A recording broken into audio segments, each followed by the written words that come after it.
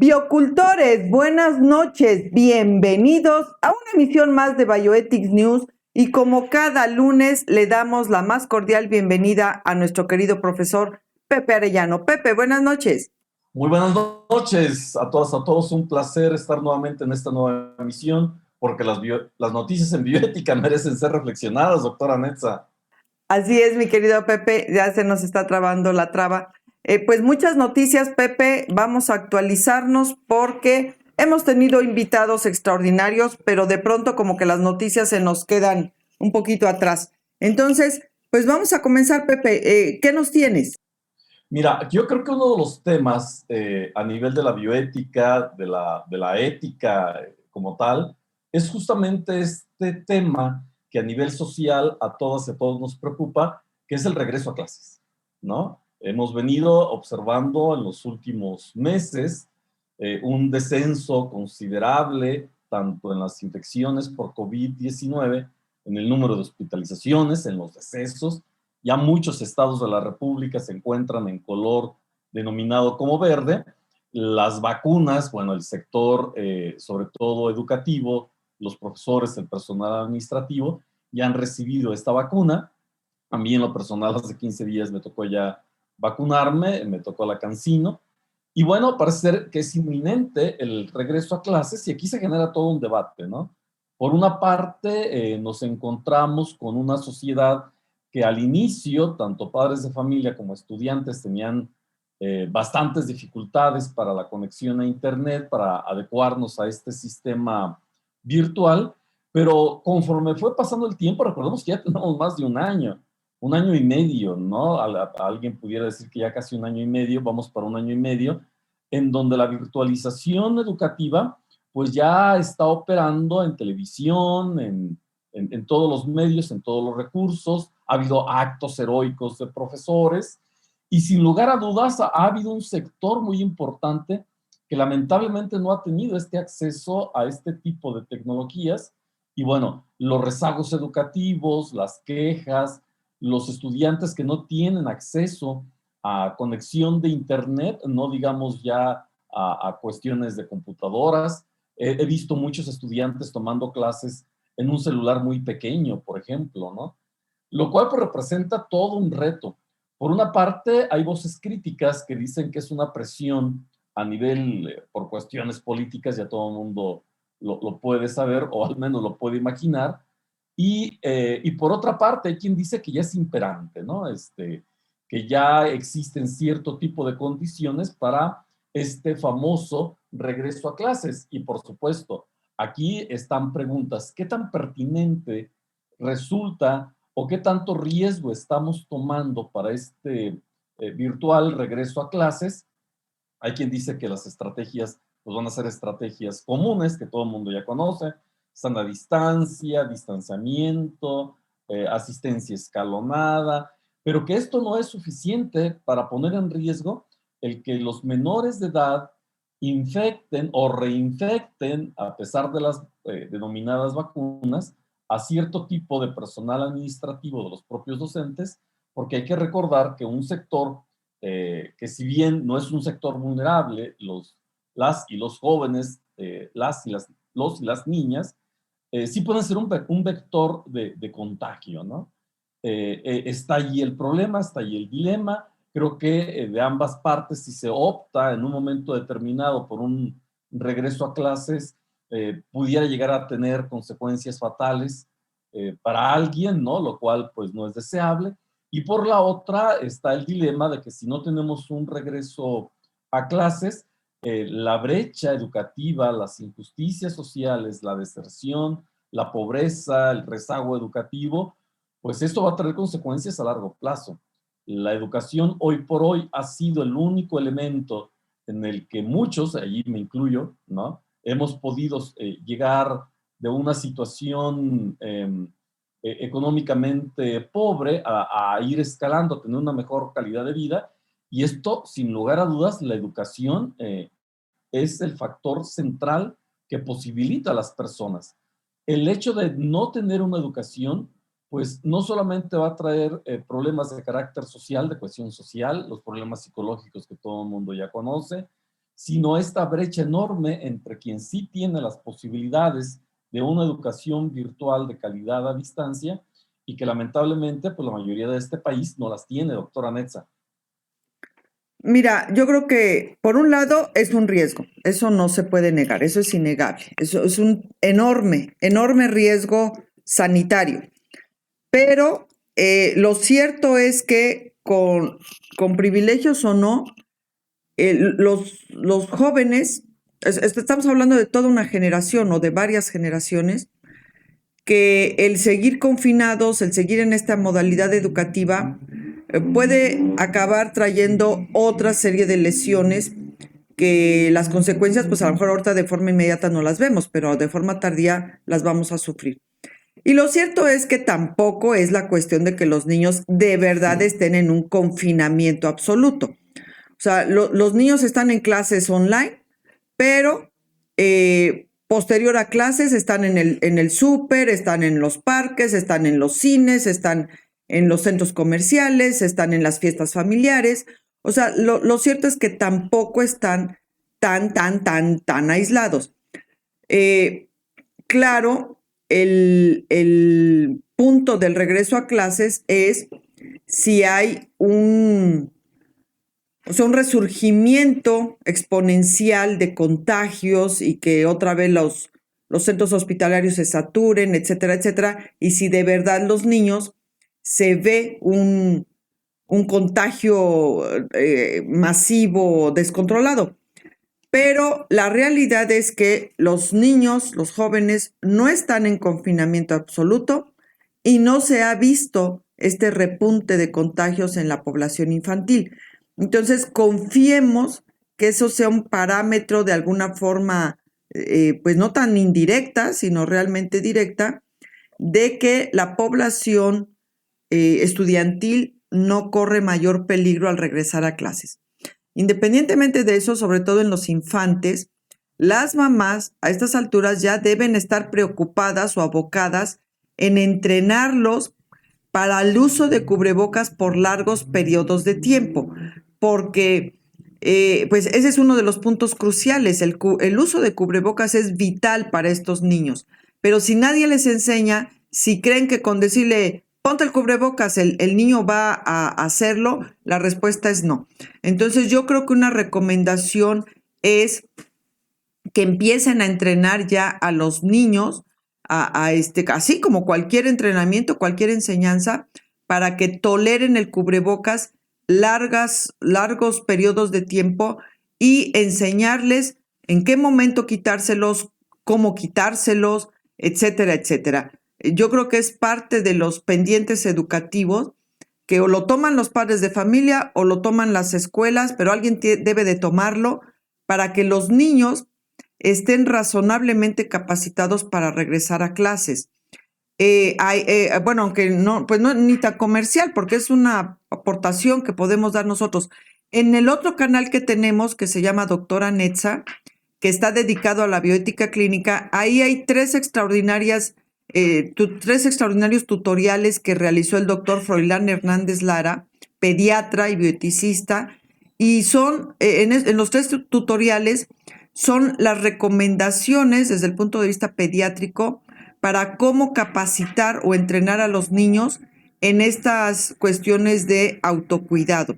Entonces, los recomiendo, búsquenlo ahí en YouTube, el canal Doctora Netza, y busquen ahí los tutoriales que se hicieron sobre pediatría y pandemia, y son precisamente estas recomendaciones específicas, exclusivas para los niños, el mundo pediátrico.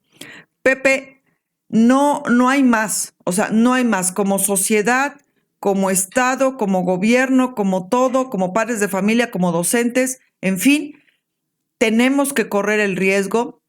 Por supuesto, tenemos que estar alerta, pero me parece que no hay para dónde voltear más. Van a regresar a clases, aunque me parece que la UNAM y el Politécnico todavía están parando esta situación, pero aparentemente el resto regresa. Es un riesgo altísimo. Por supuesto que puede tener un costo político también alto, pero ese realmente a nosotros no nos interesa.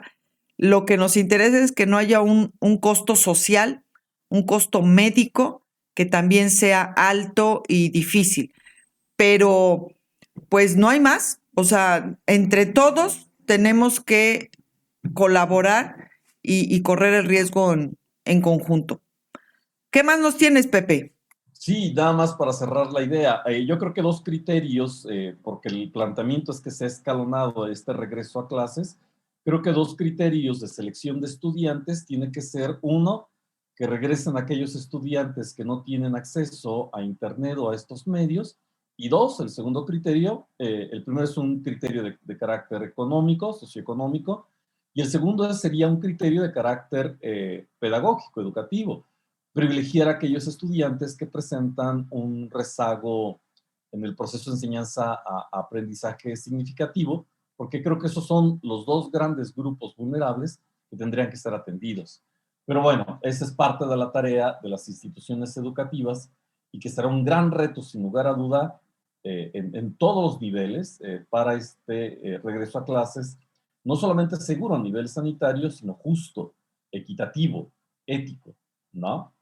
Aquí un llamado a todas las autoridades federales, porque si algo adolece en nuestras escuelas es justamente de esa infraestructura, de esa necesidad. Escuela que ni siquiera... Bien, únicamente dos puntos críticos, que es el regreso a clase debe ser justo, ético, equitativo, protegiéndonos a todas y a todos y privilegiando sobre todo aquellos sectores de estudiantes que tengan menos recursos y que tengan menos o más rezago educativo. En otra de las noticias, doctora Netza, hay todo un debate nuevamente en la Unión Europea porque hay toda una asociación de científicos que piden investigar embriones de más de 14 días para entender lo que se ha considerado el momento más importante del desarrollo humano, y no solo eso, sino el momento en que genéticamente alguien pudiera decir aparece justamente lo que se llama la humanidad, ¿no? Los biólogos del desarrollo dicen que el momento más importante de la vida, cuando una persona comienza biológicamente o un ser humano comienza a desarrollarse, no es cuando nace, no es cuando crece, no es cuando tiene hijos, no es cuando muere, sino hay un concepto que ahí tú ya nos explicarás posiblemente un poquito más, cuando gastrula, ¿no? Es decir, es un corto, según tengo entendido, un corto lapso de tiempo en que las células del embrión se reorganizan, ¿no? Hay todo un proceso biológico y que da justamente como resultado el que comience a aparecer los tejidos primordiales que darán a los órganos, incluido, bueno, un punto central del corazón, y es aquí cuando, en esto que se denomina gastrulación, cuando podemos entonces ya empezar a hablar de un desarrollo en definición de lo que sería una persona humana. Y es aquí donde está el debate, porque bueno, ya tenemos la decodificación del genoma humano, ya tenemos toda una serie de experimentos, incluso hablábamos en algún noticiero de cómo se hacen experimentos combinando incluso genes humanos con animales no humanos, pero ahora el interés principal es justamente en este momento de gastrulación, donde podemos llegar a tener resultados a nivel científico, clínico, como las degeneraciones, cómo se producen los abortos espontáneos, cómo se comienzan a dar las malformaciones genéticas, etcétera, etcétera. Hay un impulso fuerte porque se autorice este tipo de investigación en el ámbito de la biotecnología, doctora Netza. Seguramente un parteaguas más que la ciencia nos deparará en un futuro próximo. Y porque, pues sí, son estas etapas donde una célula totipotencial, como se va para humano, como se va para cerdo. O sea, de ahí que las diferencias a nivel genómico realmente son muy, muy pequeñas. O sea, a veces tan pequeñas que es asombroso que se vuelva mosca en lugar de humano. O sea, porque realmente a veces las diferencias son extraordinariamente pequeñas, muy sutiles. Entonces, seguramente en los próximos años estaremos recibiendo noticias bastante sorprendentes de cómo antes de que se forme el embrión humano, hay toda una serie de posibilidades. Y ahí es donde entra el terreno de la posibilidad de las quimeras. O sea, de las quimeras, donde antes de que se especialice en un sujeto de una especie específica, puedes hacer una serie de combinaciones que después te salgan. No sé si recuerdes esta película de los X-Men, o sea, justo estas quimeras donde ya se combinan las propiedades de varias especies o son humanos con cualidades que ahorita pues para nosotros son muy extraordinarias, pero que en términos de quimera pues serían muy posibles. Yo creo que hay que mantener la mente abierta, Pepe, para lo que poco a poco la ciencia nos dé a conocer y sobre todo, no solo el conocimiento de lo que pasa en esas etapas, sino además la posibilidad de intervenir justo de ahí la nanotecnología y también de ahí la nanoética de si, por ejemplo, no sé, por decirte algo, un pequeño que viene sin piernas o sin extremidades y desde esas etapas puedas intervenir con nanotecnología para que eventualmente pues desarrolle las extremidades o qué sé yo, ahorita a lo mejor se suena muy elucubrativo, pero yo creo que simplemente hay que mantener la mente abierta para el conocimiento que seguramente va a surgir de esas posibilidades de investigación científica. ¿Qué nos Bien. tiene, doctora Netza? Perdón, me trabé aquí. Bueno, yo te tengo, Pepe, les tengo unas noticias. Uno de ellos es que el Congreso de Médicos de Alemania está solicitando, realizaron ya una votación para dirigirse al Tribunal Constitucional Federal y solicitarle que sus dictámenes, sus sentencias, sean congruentes con lo que la ley les permite a ellos como médicos. Esta situación se dio porque el Tribunal Constitucional Federal falló en febrero del 2020 a favor del suicidio asistido, esto en observación del derecho a la autonomía que el sujeto tiene y que es un derecho irrestricto en este sentido, en el sentido de qué determinas para ti mismo. Pero, obvio, esto pues te lleva a que tu autonomía te puede llevar a que elijas suicidarte, independientemente de la causal. Pero en Alemania, específicamente en Alemania, por la cuestión del holocausto, etcétera, etcétera, los médicos tienen muy penado estas cuestiones, o sea, tienen una situación muy restringida, se les mira con mucha lupa cuando se tratan de estas cuestiones. Entonces, los médicos tienen prohibidísimo asistir a las personas en cualquier cuestión que implique como que una muerte que no sea natural. Entonces, obvio, esto choca de frente entre lo que el Tribunal Constitucional Federal emite y lo que los médicos pueden hacer, porque un suicidio asistido, obvio, puede involucrar a gente no médica, pero también involucra a los médicos en el suicidio médicamente asistido. Entonces surgió la controversia y el Congreso de Médicos Federal alemán está solicitando esta cuestión porque implicaría cambiar también las leyes que rigen el ejercicio profesional médico en Alemania. Pepe. Yo creo que aquí el punto de mayor interés es justamente cómo en ocasiones las mismas sociedades o los mismos gobiernos, a lo mejor presionados, no solamente por cuestiones políticas, sino la mayor parte de las veces incluso por consideraciones religiosas, pues le damos vuelta a un problema y lo terminamos por haciéndolo más complejo, ¿no?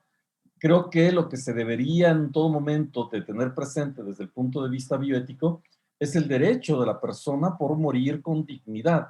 Y el Estado tendría que habilitar todas las posibilidades y todos los medios para que esto se hiciera, para que una muerte digna pudiera aparecer y no comenzar a hablar de suicidio asistido, ortotanasia, distanasia, Este, bueno, allí hay todo un recetario de todas las formas y vericuetos laberínticos que se tienen que estar proponiendo, cuando la base de fondo donde tenemos que tener especialmente sensibilidad y cuidado es en garantizar una muerte digna. Y por supuesto, una de las características básicas de la muerte digna es la asistencia clínica, para que no derive justamente en otro tipo de prácticas que pudiéramos llegar a tener los límites con lo que sería un suicidio tal cual, o peor aún, un homicidio, doctora Netza. Es correcto, Pepe, es correcto.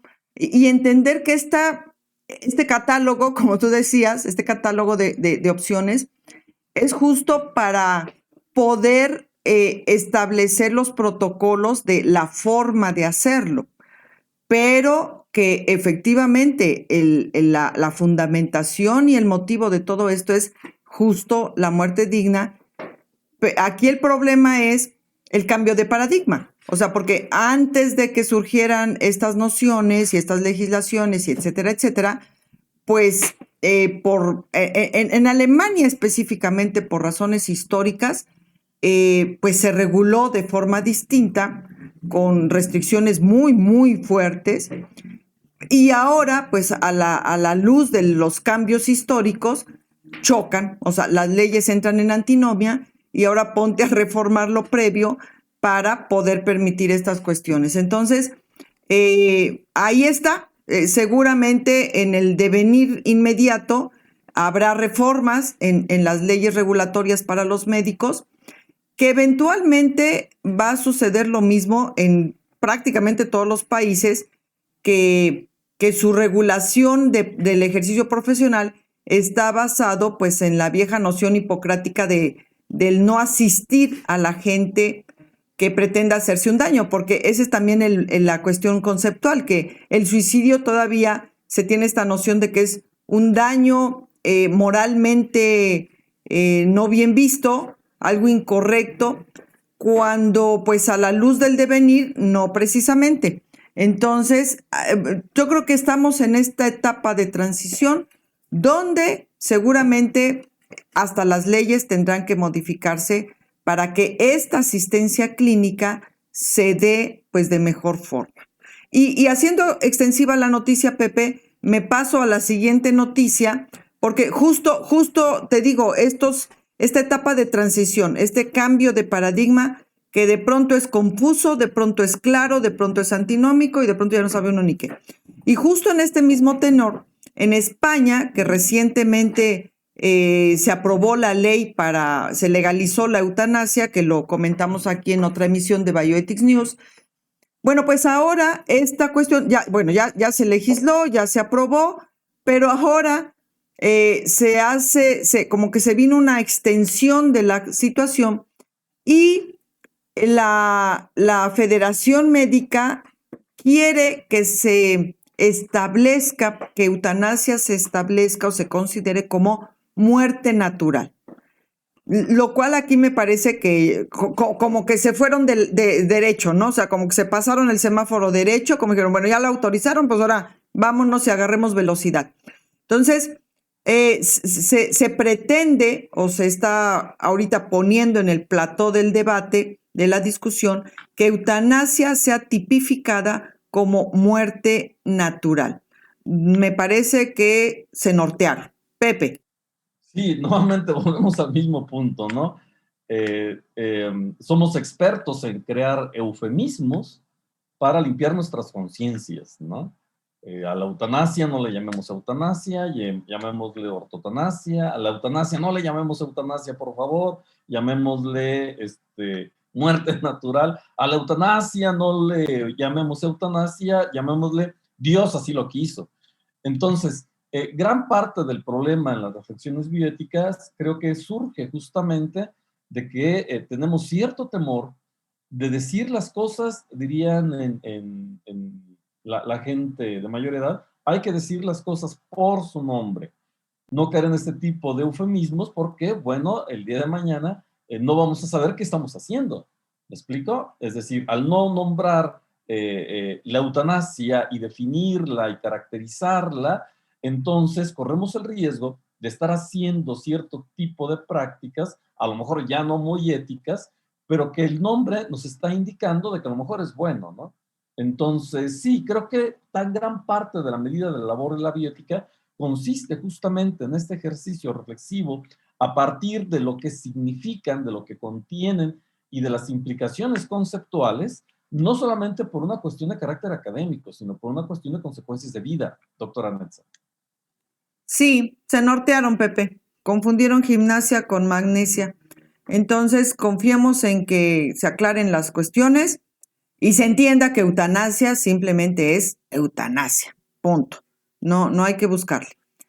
Bien, pues para ir cerrando ya, Pepe, fíjate que la ONU sacó pues como una declaración donde ya lanzó pues mitad invitación y mitad no tan invitación a todos los gobiernos miembros de la ONU, a todos los países miembros, para que en la próxima cumbre mundial los jefes de Estado deben emitir una declaración política y definir su postura con respecto a una serie de reformas que la ONU está proponiendo en cuanto a la organización mundial con respecto a situaciones de pandemia y emergencias sanitarias.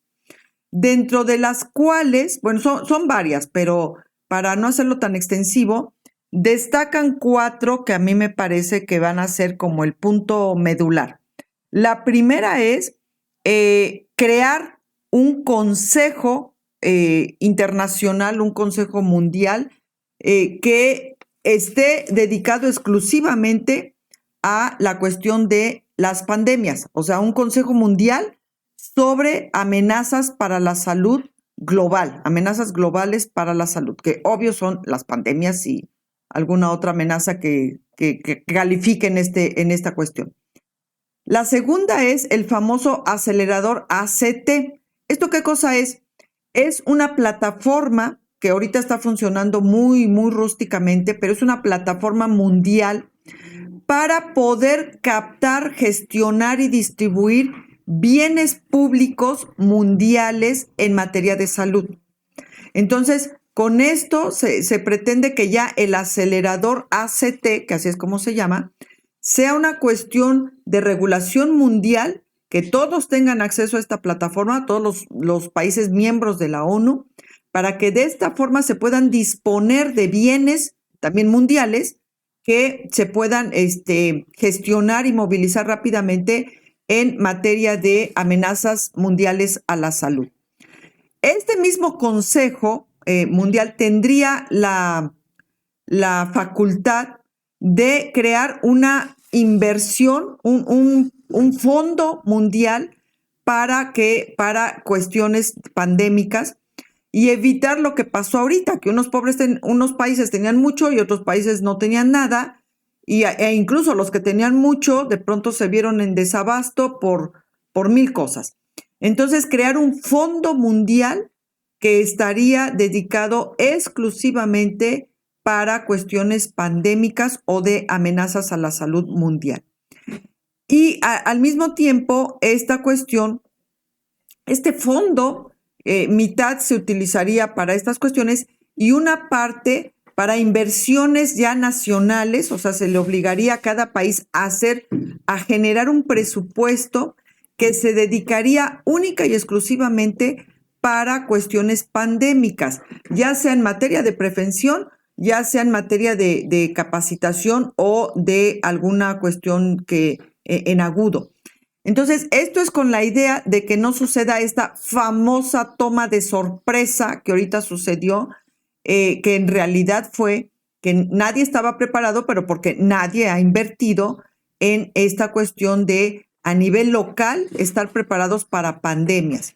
Entonces, cada país, cada estado estaría obligado a designar un presupuesto y a estar generando programas, así como lo hacen para los temblores, o sea que cada año hacemos un simulacro, hay un cierto presupuesto, etcétera, etcétera. Bueno, pues esto sería lo mismo, pero para pandemias. Y por otro lado, reforzar la autoridad y el financiamiento de la OMS. Que mira, yo más que la cuestión de la autoridad de la OMS sería a quién pones a cargo de la OMS, porque el punto no es que no se le respete o que no se le esté dando dinero, el punto es que pones a una persona como el actual presidente, todo incongruente, todo con conflicto de intereses, en fin, pues obvio el papel que hace pues deja mucho que desear ante una situación como la que todavía seguimos viviendo. Y entonces son los puntos así como más cruciales para que de esta forma en la próxima cumbre mundial va a ser uno de los requisitos, una de las exigencias que la ONU le pondrá a todos los gobiernos.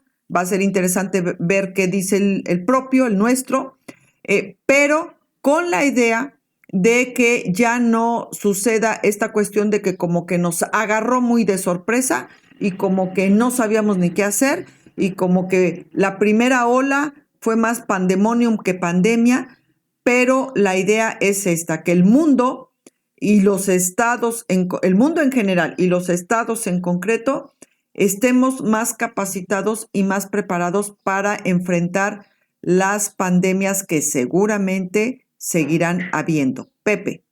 Sí, y aquí hay un punto central que yo quisiera enfatizar y que también es parte de la preparación mundial para eventuales pandemias, y yo diría no solamente pandemias, sino también la ola más fuerte que se nos viene, que es el cambio climático, y con todas las consecuencias de desastre que esto ya se está viendo en varias partes del planeta, que es la cuestión de grabar riquezas a un impuesto mundial, sobre todo aquellas multinacionales que se dedican a estar brincando de un lado a otro y que dan como resultado fortunas obscenas. En el caso de México tenemos claros ejemplos de grandes empresarios honorables con nombre y apellido, y que da como resultado el que muchos países, sobre todo si pensamos en nuestra región en Latinoamérica, pues se encuentran totalmente desprotegidos, ¿no? Es decir, viene un cambio climático, viene una pandemia,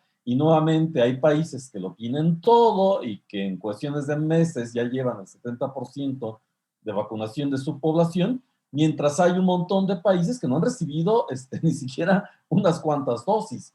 Creo que también parte de esta planeación tendría que estar en el ámbito de grabar, de grabar las grandes fortunas, las grandes riquezas. Y bueno, la Unión Europea, incluso ya con Estados Unidos, con Biden, ya están avanzando también en este terreno contra la evasión fiscal de las multinacionales, ¿no? Bueno, simplemente para dar un dato, este terrible fenómeno de las multinacionales provoca pérdidas para los estados, para los países, insisto, sobre todo los más pobres, que pueden ir hasta los 358 mil millones de euros. Una barbaridad, no tengo yo mente para pensar esa cifra, ¿no? Pero para darnos una idea, si hubiera un buen control fiscal, si hubiera una situación de justicia en el ámbito de las riquezas, esto equivaldría a 34 millones de salarios anuales de enfermeras. O si lo prefieres, un poquito más simple, al salario anual de una enfermera cada segundo. Al salario anual, perdón el dato, enfatizarlo, de una enfermera cada segundo. Evidentemente, las pandemias, los cambios climáticos, opera algo por atrás que se llama voracidad de mercado y evasión fiscal, que tiene que ser uno de los puntos nodales de planeación y de pensamiento como humanidad hacia futuro, doctora Netza.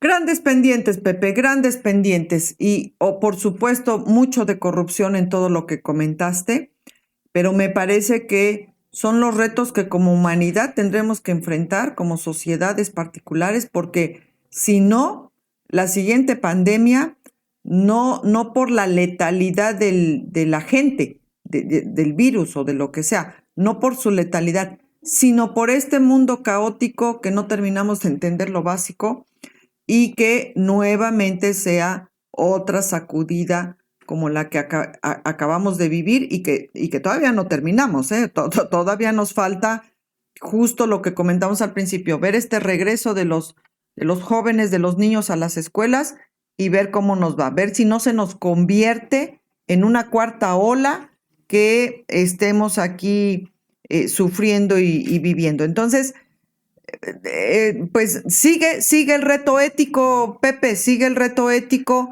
en lo particular, en lo nacional y en lo global. Y pues ahí es donde nosotros, los biocultores, los bioeticistas, pues tenemos que dar lo propio. Pepe, pues por lo mientras contribuimos con lo propio estamos bioéticamente informados con los últimos acontecimientos de implicación bioética que han sucedido y al menos es nuestro granito de arena. Nos vamos despidiendo, Pepe. Muchísimas gracias a todos, porque las noticias en bioética merecen ser reflexionadas, doctora Netza. Así es, Pepe. Y pues confiemos en que el regreso a clases sea también un logro a todo este reto ético que tenemos. Biocultores, muchísimas gracias por acompañarnos. Están bioéticamente informados y recuerden, por el bienestar de todos, cultivemos bioética. Hasta la siguiente. Gracias.